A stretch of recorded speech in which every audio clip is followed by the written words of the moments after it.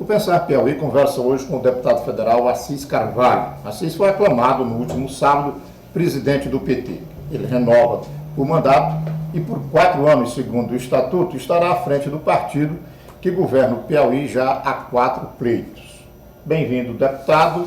Eu pergunto o seguinte de início. O PT é conhecido pelas disputas internas do partido. Há momentos em que o partido se expõe demais através das disputas de suas lideranças. Como é que o senhor conseguiu um mandato frente ao PT, quase que, digamos assim, de forma unânime? É gratificante. A última eleição que eu concorri internamente, concorri com o companheiro Pedro Calixto, que ali hoje coordena uma corrente interna, que é a Resistência Socialista. E neste processo agora da minha reeleição, tive a oportunidade e a felicidade de, das 7 correntes que se apresentaram no Piauí, eu ter o apoio de 5.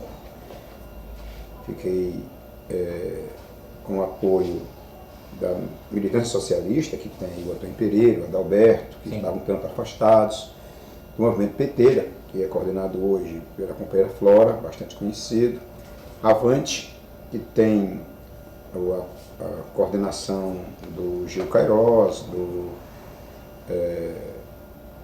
companheiro Paixão, e a Resistência Socialista, que tem à frente o companheiro Berlong, Pedro Calixto, Maurício Solano, além, naturalmente, da corrente que faz parte, que é a CNB. E tivemos 2 outras correntes que se organizaram, no caso a ADS, que é a Democracia Socialista, coordenada pelo vereador Dudu, e a Articulação de Esquerda, que é coordenado pelo companheiro Magalhães. Não foi possível, no PEC do dia 8 de setembro, a gente construir uma unidade, mas fiquei lisonjeado, fiquei muito feliz, e mesmo depois do processo com a escolha dos delegados, ao iniciar agora o nosso 7º Congresso Estadual, o companheiro Dudu retirou a candidatura e os próprios delegados ligados a ele, então, como também os ligados ao Magalhães, todos me apoiaram. Então, no Congresso eu tive a unanimidade dos delegados, e isso é gratificante. Bem, eu queria saber, na sua opinião, quais são os desafios nacionais que o PT tem pela frente nos próximos anos? São imensos. O PT governou este país, infelizmente, com um mandato interrompido, seria 4 mandatos, mas por conta do golpe com o presidente Dilma, tivemos um mandato interrompido, então tivemos 13 anos dirigindo essa nação. E o PT tirou o país do deboche internacional para incluir o Brasil num país respeitado mundialmente. O PT, quando assumiu em 2002, nós tínhamos um país que estava na 12ª economia do mundo, já despencando para a 13ª. E diante de um mandato bem sucedido do presidente Lula, continuado pela presidente Dilma e lamentavelmente interrompido depois da sua reeleição, o nosso país avançou para ser a 6ª maior economia do mundo. Já caímos de novo para a 8ª depois do golpe, mas era a 6ª economia do mundo. Isso mostra exatamente a pujança que este país teve durante a gestão do PT.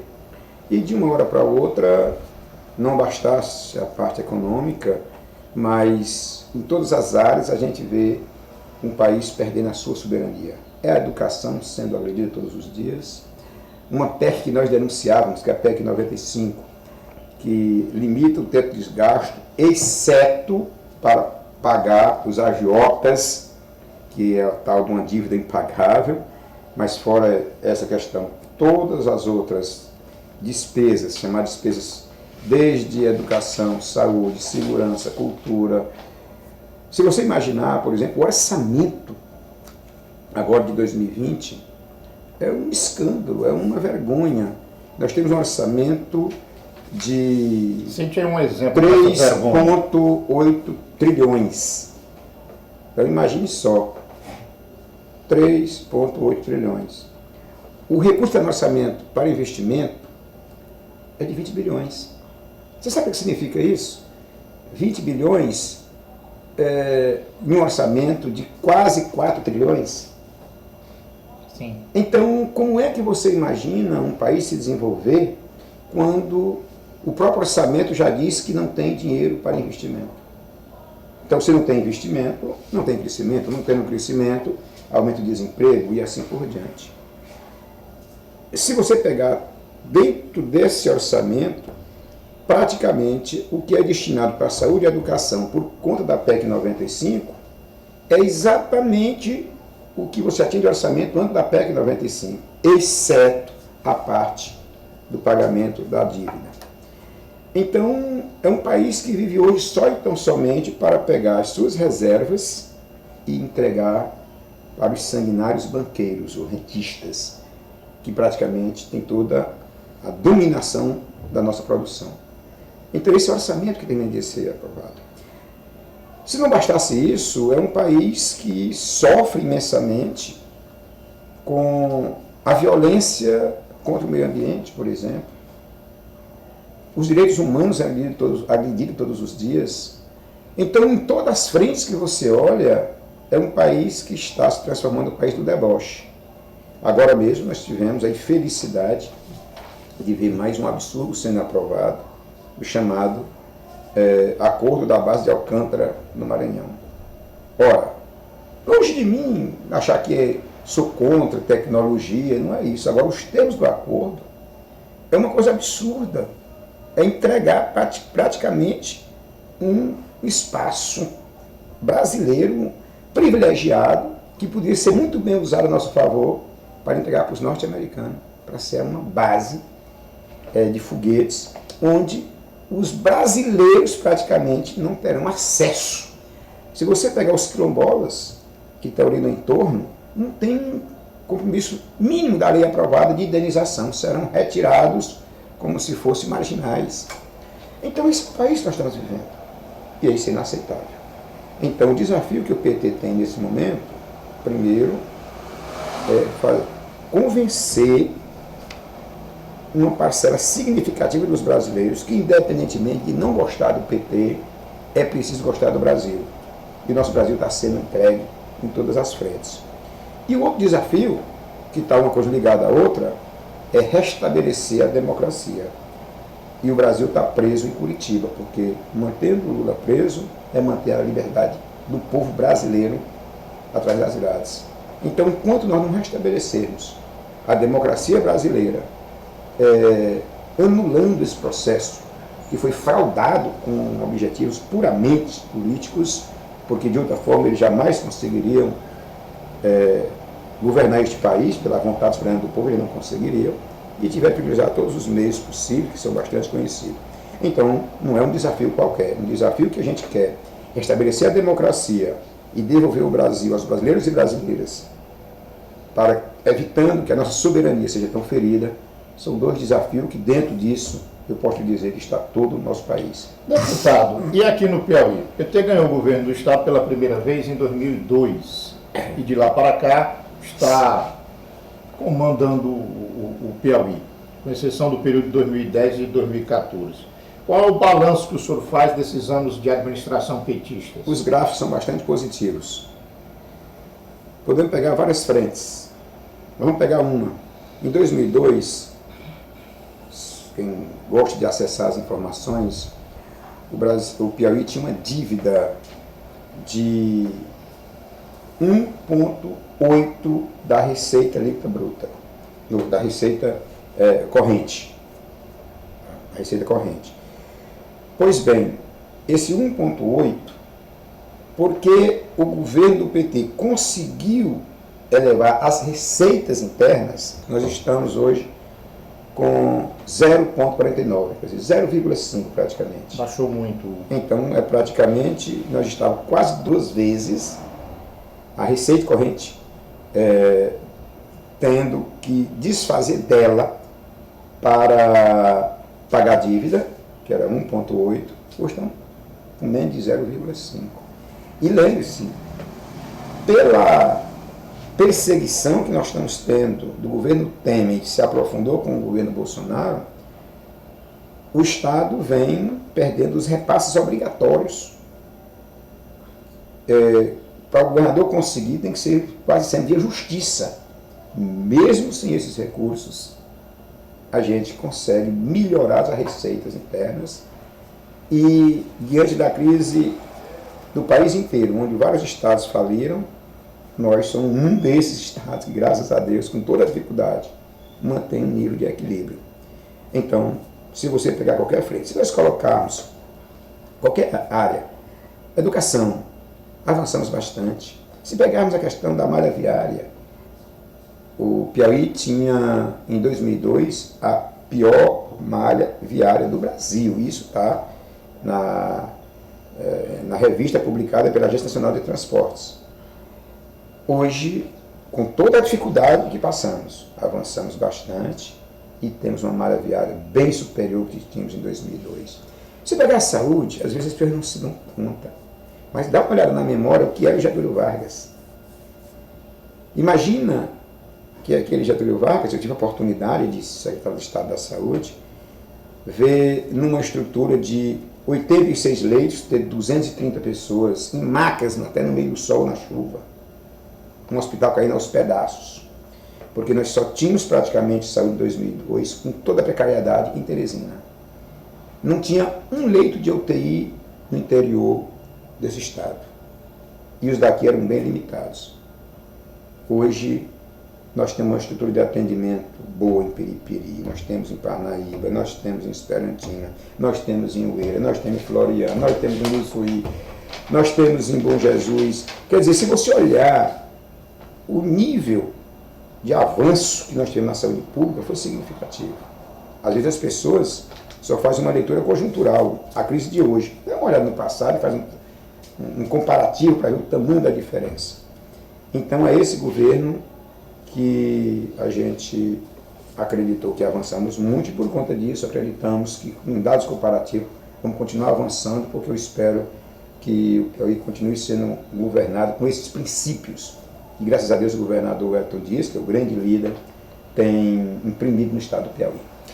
Mas, deputado, na tese apresentada pela sua corrente no Congresso do PT, é dito que para 160 dos municípios, para 160 dos 224 municípios do Piauí, a participação do setor administração e seguridade é superior a 50% do PIB. E os benefícios da Previdência, em especial as aposentadorias rurais, têm um grande peso nesse setor do PIB. Bem, recentemente tivemos a aprovação da reforma da Previdência proposta pelo governo Bolsonaro. Da bancada piauiense, somente o senhor e a deputada Regiane Dias votaram contra a reforma. Como administrar, então, o Piauí, tão dependente de programas de transferências de renda, com aliados do governo que votam contra as propostas dos trabalhadores? Eu me entristeço com essas questões. Nós destacamos esse ponto na nossa tese exatamente para ficar registrado o impacto que os municípios terão daqui a alguns anos, já vão começar a reduzir com a implantação dessa tal reforma, mas é crescente. Quer dizer, daqui a 5 anos já tem um grande impacto, 10 anos um outro impacto, 15, daqui a 20 anos praticamente alguém se aposentar no município do estado do Piauí não vai ser muito fácil. Então, eu fiz várias reuniões com os prefeitos, que muitos defendiam a tal reforma, e eu mostrava como é que você está preocupado em fazer uma reforma para resolver um problema conjuntural momentâneo do caixa da sua prefeitura e está esquecendo todo o impacto que isso vai gerar para os habitantes de cada município. Do ponto de vista do voto, eu nunca tive dúvida, foi muito clara a minha posição desde o primeiro momento. A bancada do PT votou por unanimidade, porque tínhamos uma posição bem consolidada. Infelizmente, a bancada de centro-esquerda, nós tivemos, principalmente do PDT, que era um grande aliado que nós trabalhamos lá no parlamento, tivemos votos divergentes, inclusive parlamentar aqui do nosso estado. Dos outros eu nem trato tanto, porque a gente sabe que, infelizmente, o modelo político, com tal do pragmatismo necessário, a gente tem de tudo numa aliança em cada estado. Então você tem um aliado aqui que ele é pontual, mas ele é aliado ao nosso adversário no governo federal. Então uma situação dúbia, mas a gente vive essa realidade no Piauí, vive no Brasil inteiro, porque no processo político a gente tem que tomar decisões. Nós temos a humildade também, embora tenha um grande líder, pelo modelo construído na estrutura partidária que nós temos hoje no nosso país, nós esperamos melhorar, não é? Se você purifica demais, fica com um discurso lindo, maravilhoso, mas não tem a oportunidade de fazer a gestão, que é o que nós precisamos fazer também, para dar o bom exemplo que o Hélio está dando. Eu não tenho a ilusão que hoje é impossível, uma, duas siglas, conseguir construir uma alternativa de poder se não fizer algumas composições. Posso destacar, por exemplo, o PSOL, eu considero um partido programático, um partido que tem uma linha boa, mas, infelizmente, ou se submete ao modelo político nacional, ou não vai passar de belo discurso e algumas presenças no parlamento. Tanto que agora estão compreendendo isso, possivelmente no Rio de Janeiro haverá ter uma aliança razoável com o Freixo, candidato a prefeito, né, aliança com o PT e outros partidos. Se desenha muito próximo disso em Belém, com Edmilson Rodrigues, que já foi prefeito pelo PT, compreendendo que, mesmo tendo nomes bem posicionados, que nem os dois estão, se apresentar com apenas o programatismo, né, sem utilizar um pouco de pragmatismo, vai continuar fazendo um belíssimo discurso, então, mas não tem como ocupar. A próxima pergunta ela tem a ver com isso, deputado. É essa relação de parlamentares com os chefes de executivo e a questão dos programas de governo. Então, eu também retirei da tese apresentada lá no Congresso. Lá é dito que no Congresso Nacional há um bloco parlamentar entre PT, PSB, PSOL e Rede, tem uma articulação com o PCdoB e com o PDT. Mas que aqui no Piauí, na Assembleia Legislativa, a dinâmica é diferente, é dito lá na tese. Os parlamentares têm uma atuação mais direta com o governador do Estado e com o presidente da Assembleia. Então eu pergunto, é preciso avançar para uma articulação semelhante à articulação que tem a nível nacional? E como fazer isso aqui no Piauí? Nos estados, a força do executivo termina sendo até bem superior à realidade nacional. Nós tivemos a oportunidade de ter governo executivo nosso, mas sempre com uma relação de uma razoável independência do parlamento, se organizando de outras formas que não eram nem sempre no modelo estabelecido pelo governo federal. Hoje, nós estamos vivendo um governo opositor ao nosso programa, dirigindo, mas vive da mesma realidade. Não tem um bloco que ele pode chamar de seu, como nós do PT não tínhamos um bloco que pudesse chamar de nosso. Essa é uma realidade que não é de agora, ela é histórica. Entre o ideal e o possível, a gente faz política, tem que quase sempre abrir mão do ideal e trabalhar com o possível. Nos parlamentos estaduais, não há muita tradição de blocos, a não ser quando o executivo está muito fraco. Quando ele é muito fraco, aí tudo bem.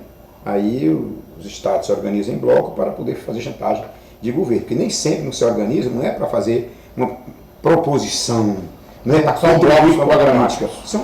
São blocos, na verdade, não são blocos programáticos, são blocos pragmáticos. Né? É para dar pressão e dizer o que é que tem que fazer lá na minha região. Então é uma realidade que eu acho que só é possível isso acontecer, e eu tenho uma razoável esperança, com o novo modelo, ainda que tímido, do modelo das eleições que nós vamos vivenciar a partir do dia 20, o fim das coligações, porque as coligações criam uma anomalia imensa, né? Dá uma distorção do tamanho do mundo, e com o fim delas, há uma tendência de aí a gente ter alguns blocos mais programáticos.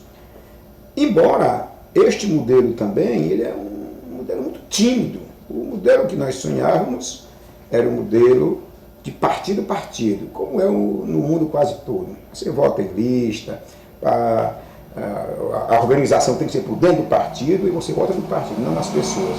No modelo brasileiro, cada pessoa praticamente tem o seu próprio programa. É uma confusão muito elevada e isso cria as dificuldades da organização dos blocos dentro dos parlamentos estaduais. E municipais nem se fala. Aí é que a situação é muito pior.